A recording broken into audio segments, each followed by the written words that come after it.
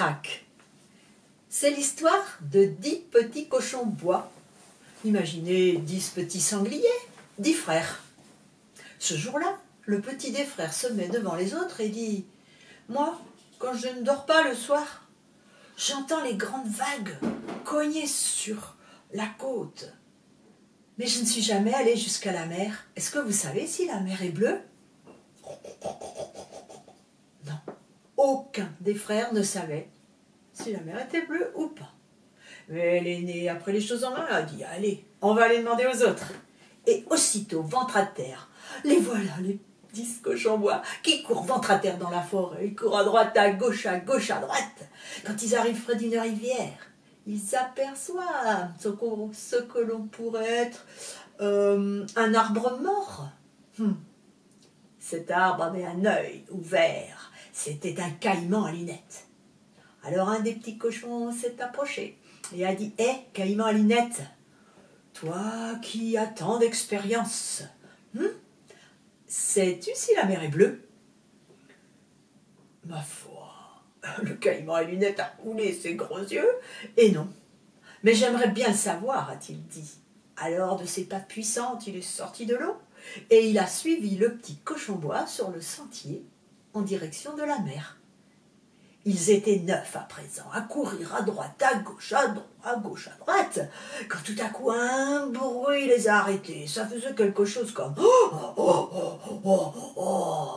ça venait d'un arbre, d'un grand arbre, un monbin. Il y avait des fruits là-haut. Hé, baboune, c'est un jureleur. Toi qui vas d'arbre en arbre pour manger tes fruits, toujours plus haut, sais-tu si la mer est bleue? Ma foi, non. Mais j'aimerais bien le savoir. Alors, le plus vite qu'il a pu, ce baboune est descendu par terre et, accompagné du petit cochon bois, les voilà tous les deux partis sur le sentier en direction de la mer. Ils étaient 8 à présent. Et à courir à droite, à gauche, à droite.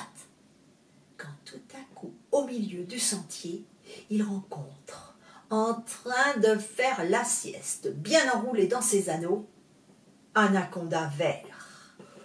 D'abord, ils ont reculé un peu, puis Anaconda s'est réveillé, alors un petit cochon courageux s'est approché et a dit « Hé, Anaconda, toi qui glisses partout en silence, sais-tu si la mer est bleue ?»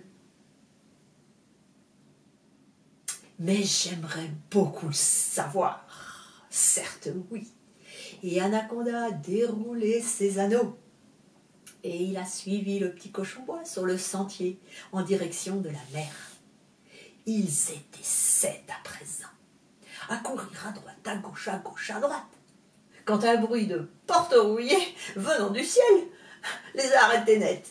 Hé, oh, toi le toucan gros bec, toi qui vas toujours d'un endroit à l'autre entre ton dortoir et ta nourriture, sais-tu si la mer est bleue?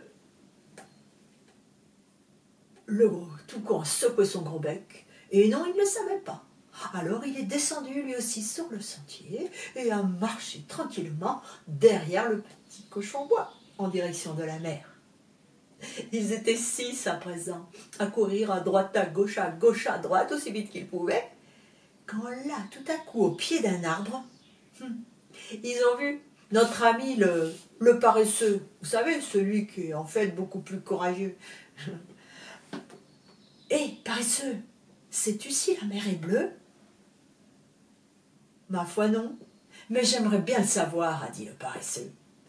Alors, laissant là ses papayes mûres, il est parti lui aussi, tranquillement, en direction de la mer en suivant le petit cochon. Ils étaient plus que 5 à présent, à courir à droite, à gauche, à droite.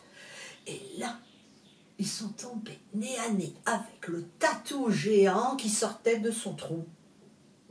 Hé, tatou, toi qui sais tout, sais-tu si la mer est bleue? Un peu vexé le tatou de ne pas le savoir. Mais j'aimerais bien le savoir. Alors je vais avec toi. Et les voilà partis tous les deux en direction de la mer.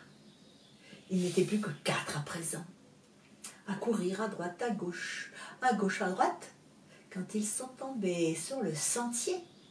sur une entrée de terrier recouverte de feuilles, habilement tissées dans une toile, et juste en y mettant une petite brindille. L'habitante du terrier est sortie. C'était une terrible Terraphosa, la plus grande des migales. Et Anansi, c'est comme ça qu'on t'appelle dans les contes, toi la migale, un puits de sagesse. Sais-tu si la mer est bleue? Anansi eut beau se gratter la tête de ses 8 pattes et chercher si elle avait appris ça sur la toile. Non, elle ne savait pas, mais elle était bien désireuse de le savoir. Alors Anansi a suivi le petit cochon bois sur le sentier en direction de la mer.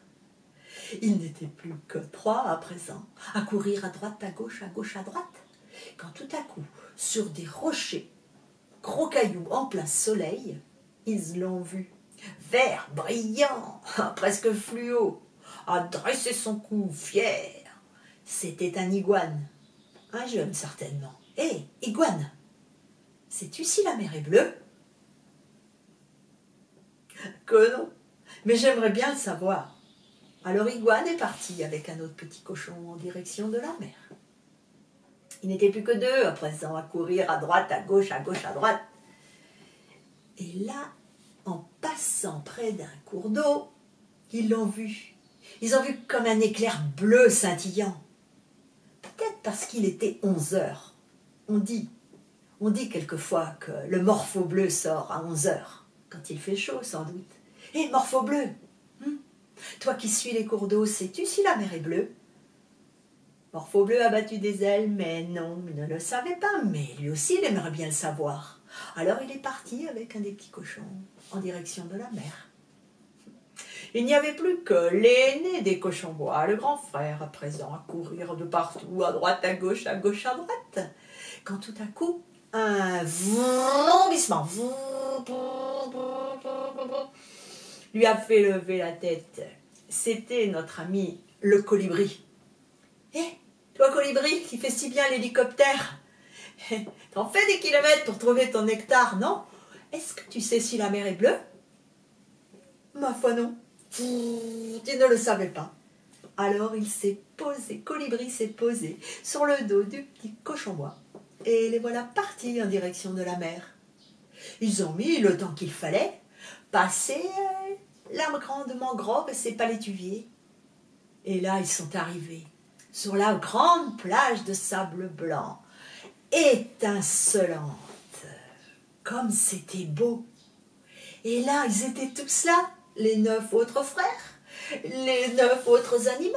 Il y avait là le morpho bleu, l'iguane vert, la terraphosa, le tatou géant, le paresseux, le toucan à gros bec, l'anaconda vert, le baboune et le caïman à lunettes. Ils n'en croyaient pas leurs yeux. Elle était là devant eux, limpide, étale, presque immobile.